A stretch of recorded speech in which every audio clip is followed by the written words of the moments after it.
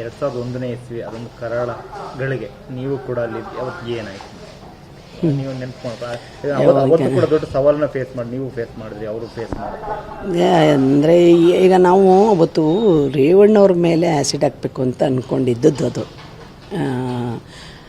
ನಮ್ಮನ್ನು first target ಇರಲಿಲ್ಲ ನಾವು ರೇವಣ್ಣವ್ರೊಬ್ಬರಿಗೆ ಮೇಲೆ ಹಾಕಬೇಕು ಅಂತ ನಾನು ಅಮ್ಮಂದು ಇರಲಿಲ್ಲ ಫಸ್ಟ್ ಅವ್ರದ್ದು ರೇವಣ್ಣವ್ರು ಅವತ್ತು ಮಹದೇಶ್ವರ ಬೆಟ್ಟಕ್ಕೆ ಹೋದ್ರು ಮಗನ ಕರ್ಕೊಂಡು ಸೂರಜ್ ಅವ್ರನ್ನ ಕರ್ಕೊಂಡು ಆವಾಗ ನಾ ಮತ್ತೆ ದೇವಸ್ಥಾನಕ್ಕೆ ಯಾವಾಗಲೂ ಒಟ್ಟಿಗೆ ಹೋಗೋದು ನಾವು ಇಬ್ಬರು ಹೋದ್ವಿ ದೇವಸ್ಥಾನಕ್ಕೆ ಶಿವರಾತ್ರಿ ದಿವಸ ಫೆಬ್ರವರಿ 21 ವೆಡ್ನೆಸ್ಡೇ ಅಲ್ಲಿ ನಾವು ಕೂತ್ಕೊಂಡು ಪೂಜೆ ಮಾಡಿಸ್ಬೇಕಾದ್ರೆ ಈ ಘಟನೆ ನಡೀತು.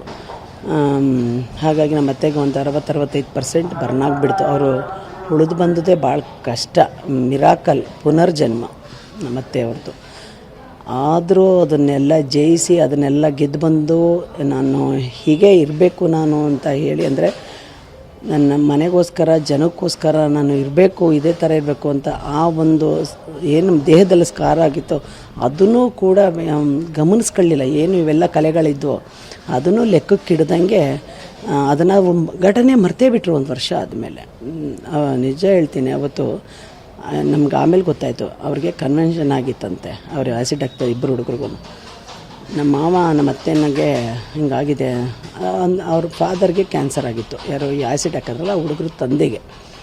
ನಮ್ಮ ಅತ್ತೆ ಹತ್ರ ಬಂದು ಅಂದ್ರಂತೆ, ನಮ್ಮ ಅತ್ತೆ ಹೋಗಲಿ ಬಿಟ್ಬಿಡಿ, ಅವೆಲ್ಲ ಏನು ಬೇಡ. ಅವರೆಷ್ಟು ಎಷ್ಟು ಹೇಗೆ ಉದಾರ ಮನಸ್ಸಿನಿಂದ ಆ ಮಟ್ಟದಲ್ಲಿದ್ದಾರೆ, ಬೆಡ್ ರಿಡನ್ ಆಗಿದ್ದಾರೆ. ಅವಾಗ ಹೇಗೆ ಹೇಳ್ತಾರೆ ಬೇರೆ ಹೆಣ್ಮಕ್ಳು ಹೇಳೋರ ಪಾಪ ಅಷ್ಟು ಆಗಿದ್ದಾಯಿತು, ಕ್ಷಮಿಸ್ಬಿಡಿ ಅಂತ ಹೇಳಿದ್ದಾರೆ. ಹಾಗಾಗಿ ಅವ್ರಿಗೆ ತುಂಬ ಹೌದು ಆ ಸಮಯದಲ್ಲಿ ತುಂಬ ಹಾನಿಯಾಗಿತ್ತು ದೇಹದಲ್ಲಿ. ಆಮೇಲೆಲ್ಲ ಸ್ವಲ್ಪ ರಿಕವರಿ. ನಮಗೆ 25 ವರ್ಷ 6 ತಿಂಗಳಾಯಿತು ನಮ್ಮದು ಘಟನೆ ನಡೆದು.